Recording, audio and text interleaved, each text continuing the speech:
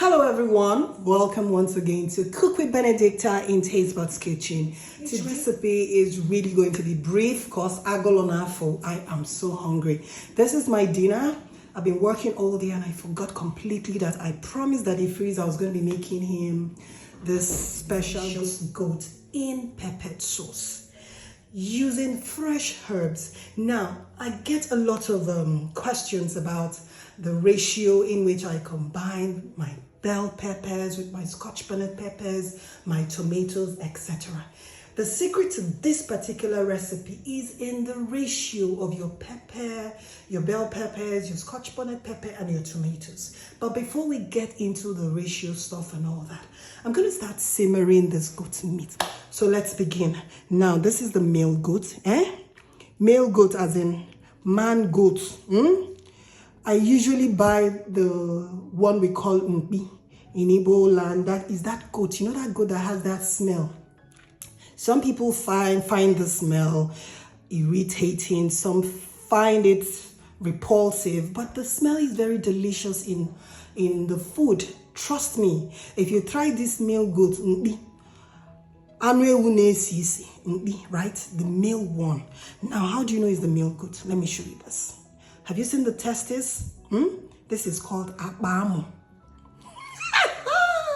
I'm being mischievous, but seriously, this is the goat testes. If you do not find this, just know that you've bought the wrong goat. Don't buy female goat.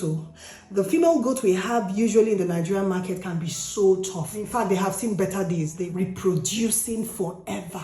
So their skin is usually very tender and it takes a very long time to cook. You don't want to end up with that kind of goat now in Nigeria that we have the gas prices skyrocketing. You're going to be cooking for the whole day. So this is male goat. Look out for the abamo. That is the testes. This goat is going to cook in like 5 to 10 minutes. Trust me. And it is very delicious. So that is it. Let me get it onto the gas stove and then I'm going to show you guys how to portion your scotch bonnet pepper and your tatashi ngwana.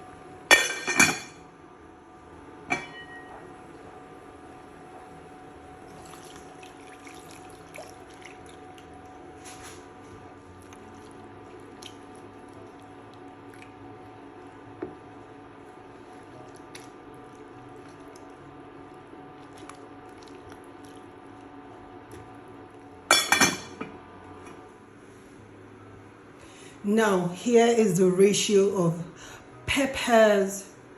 This is scotch bonnet pepper. And here is my bell pepper, red bell peppers. You can see all of this. All of this are chopped red bell peppers. I would have shown you the quantity before I started chopping, but I didn't know the camera wasn't recording. But you can see how much red bell pepper, how much of red bell peppers that I have here, right? Now, can you compare this to just 5 whole tomatoes that I have here? I have just 5 whole tomatoes, which is not more than 200 grams. And then I have all of this bell peppers, red bell peppers, and this much scotch bonnet pepper. Now remember, you can even choose to increase the scotch bonnet pepper if you want your spice, or rather your sauce, to be very, very hot. But I have my limits when it comes to chilies that I take in my food. So this is it for me. I can't do more than this. So this is it. So you can tell that for you to make this pepper sauce really kick in, the tomatoes has to be really small, like 1/3 of the portion of the red bell peppers that you're using, and your scotch bonnet pepper depends on your tolerance level for chili. So I'm now going to throw this into the food processor. I am so hungry. I'm going to be using the food processor outside. I'm not going to blend it to be smooth. I'm just going to crush it. I'm going to use the pulse button and make this really quick. So the pulse button is going to shred it, but it's not going to blend it. I'll show you that in a few minutes.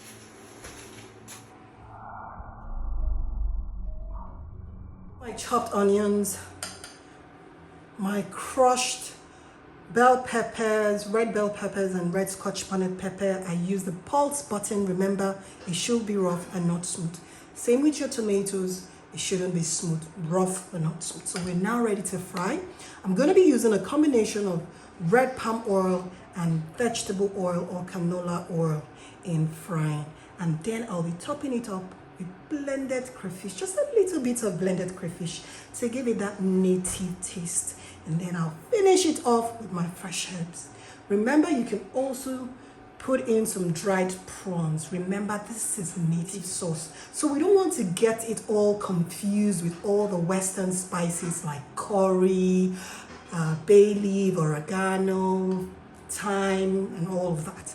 This is strictly a native delicacy that I'm going to be pairing with my local rice and of course my ripe plantain.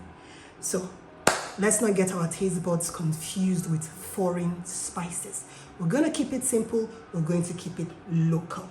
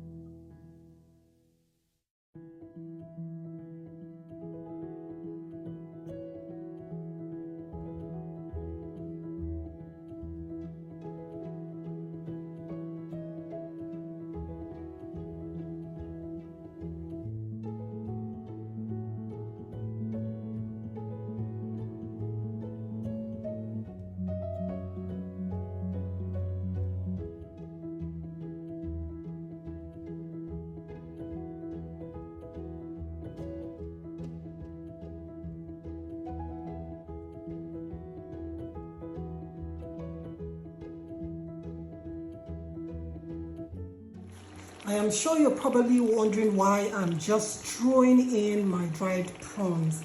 Well, it is intentional. Daddy Freeze likes his dried prawns a bit crunchy, not too soggy. If you like your dried prawns to completely be submerged in your sauce, I would advise you throw it in earlier when you still had a lot of moisture content in the stew. But if you like your dried prawns to be a bit crunchy, I advise you put it in at this time when you know it is just about 5-10 minutes before your meal is all ready. As you can see, the sauce is ready. We have just very little water content in, not too much. At this point, you can even choose to turn it off. It depends on how dry you want your sauce to be. But I just want my goat meat to simmer in a bit in the sauce. And that's why if you notice, the heat is not so high. It's on medium high. This way, the goat is going to be super delicious. The dried prawns is going to be a bit soft, but not too soggy. And once I turn off the heat, which I'm going to be doing in the next 3 to 5 minutes, I'm going to be putting in my freshly sliced herbs. So this is what I'm going to be tossing in. It's called ethereal leaves, nchang in Igbo, or scent leaves in English. If you're living in the States or in the UK or overseas, I know you don't have this particular species of scent leaves. It's also known as basil. So if you're living abroad, you can always use basil to do your garnish. Remember, toss this in once you turn off the heat. So my meal is all set. It took me about 30 minutes to prep all the ingredients and about another 45 minutes to cook the sauce. And while I was cooking this sauce, I was boiling some local rice, not ofada, normal Nigerian local rice. If you know Abakaliki rice, you ate it when we were kids, you know. A rice similar to Abakaliki rice. It's very delicious, it's flavorful, and it goes perfectly well with the sauce. So I was boiling some of that outside and on half ripe plantain, not unripe. I like my plantain sweet, but not very ripe. So that's going to pair perfectly well with this. And now we have come to the end of today's cooking. I'm just going to toss in my freshly sliced herbs for the garnish. Remember, this is called efirin leaves. At this point, I'm going to turn off the heat completely. And we have come to the end of today's cooking. So thank you guys for joining in. I'm now going to dish this. I want you to see just how beautiful it's going to come out in the platter. In the rice and plantain platter. Remember to subscribe to this channel if you haven't subscribed. We have loads and loads of recipes to share with you. Very easy recipes that you can whip up in a few minutes and enjoy with your family. So this is it. Come off.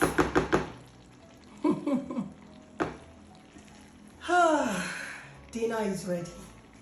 Now I'm going to dish and you'll see exactly what I'm pairing this meal with. You can see that this sauce is quite oily. That is why I chose to eat it with boiled ripe plantain instead of frying my plantains or having the plantain in any other way. I chose to boil it so that way the plantain can soak up all this delicious oil as well as a very soft rice. The basmati rice is not going to do the sauce justice because the basmati rice is not that soft to soak up oil. So you need a rice grain that is very soft. Okay? So now let's dish.